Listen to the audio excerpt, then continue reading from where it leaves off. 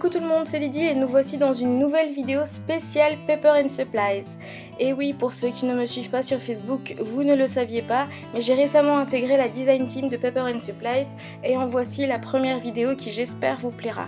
Et donc voilà, dans cette première vidéo, je vais vous présenter deux réalisations faites avec le kit Novembre Boho Dreams, mais avant je vais rapidement vous montrer ce qu'il contient. Tout d'abord, il y a les papiers Boho Dreams de Case of Craft et il y a trois pochoirs de Romain alias Créa de moi et un lot d'embellissements. Alors, dans les embellissements, il y a des découpes en papier, des découpes bois flèche, des plumes, 3 plumes exactement vraies ou synthétiques, je ne sais pas exactement, et 2 plumes découpes en papier. Il y a aussi un morceau de corde.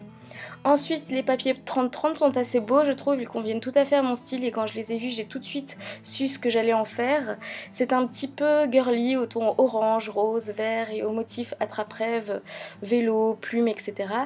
Parmi les papiers, il y a aussi une planche de stickers. Alors dans cette première vidéo, je vais vous montrer tout d'abord un mini-album que j'ai réalisé avec ce kit. Ma technique pour faire les mini-albums est d'utiliser des enveloppes. Je ne vous ferai pas un tuto ici, mais vous pouvez retrouver cette même technique en vidéo tuto que vous pouvez apercevoir ici. Si vous voulez voir cette vidéo, vous pouvez cliquer sur le i en haut de l'écran. J'utilise donc exactement cette même technique pour faire le mini-album que je vous montre ici. Voici donc la couverture. Vous pouvez déjà apercevoir les 3 plumes que j'ai fait suspendre sur la corde. Le titre Stay Wild renvoie en fait à la crop que j'ai fait dernièrement à Bruxelles et donc donne déjà une idée sur les photos qu'on trouvera dans le mini ici. C'est donc bien des photos de la crop. J'ai utilisé un fond de papier attrape-rêve et par-dessus j'ai ajouté une découpe que j'ai colorisée avec les Distress. À l'intérieur de l'album, j'ai collé une partie des papiers Boho Dreams et j'ai aussi fait des fonds de page à l'aide des pochoirs et des Distress. Ma technique des albums avec enveloppe va me permettre en fait de pouvoir insérer des pochettes secrètes. La carte qui s'ouvre que vous voyez est insérée dans l'enveloppe et cette technique me permet aussi de pouvoir insérer beaucoup plus de photos ou de pages sans que l'album ne soit trop épais. J'ai utilisé pas mal des phrases du papier Boho Dreams que j'ai collé sur des pages histoire de ne pas trop charger non plus et d'aérer avec ces phrases. Vous voyez ici la page que je vous montre ont été faites avec les pochoirs et les encres Distress. Ensuite, ici j'ai mis en grand la photo de groupe de la crop et au centre de la page vous pouvez voir un mini carnet que j'ai fait tenir avec de la corde. Le carnet je l'ai fait en collant les pages dos à dos et en pliant au milieu. La dernière crop que j'avais faite avait aussi un thème un petit peu boho, native. Et il y avait donc un photobouffe que vous voyez sur les photos.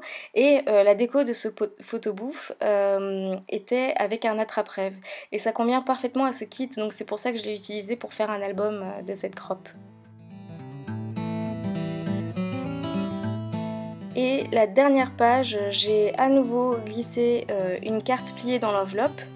Et la page de droite à l'intérieur et à celle de l'intérieur ont été faites aussi avec les pochoirs.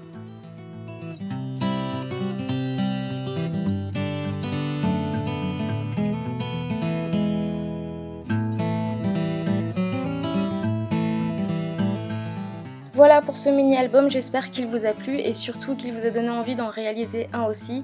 N'hésitez donc pas à aller voir la vidéo pour réaliser ces minis. Ce genre de kit convient parfaitement pour faire des minis car comme les papiers et embellissements sont au même thème, ça garde une certaine harmonie, un fil conducteur dans tout le mini-album. Je vous montre aussi une page que j'ai réalisée avec le même kit.